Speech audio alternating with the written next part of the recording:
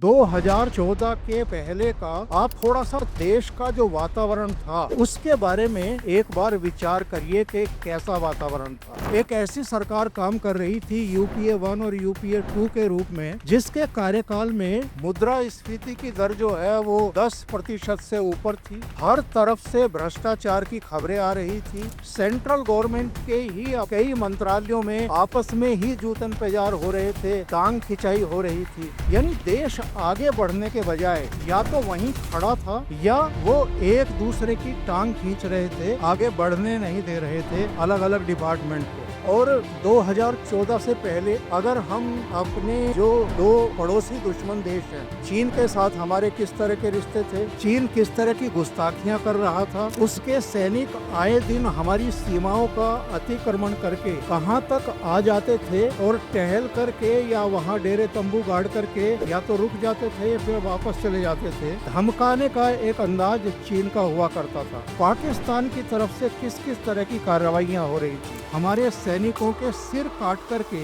उनको ले जाया जा रहा था। और जो आतंकवाद की आग हम झेल रहे थे वो केवल जम्मू कश्मीर तक सीमित नहीं थी। देश के अलग अलग हिस्सों में भी हम देख रहे थे कि कहीं भी बम फट रहे हैं, कहीं भी आतंकवादी हमले हो रहे हैं। 2014 से पहले का देश का वातावरण और 2014 से लेकर के 2024 के बीच का इन 10 वर्षों का, 10.25 वर्षों का जो एक कालखंड है, दशक है, उसमें जमीन आसमान का अंतर हम देखते हैं।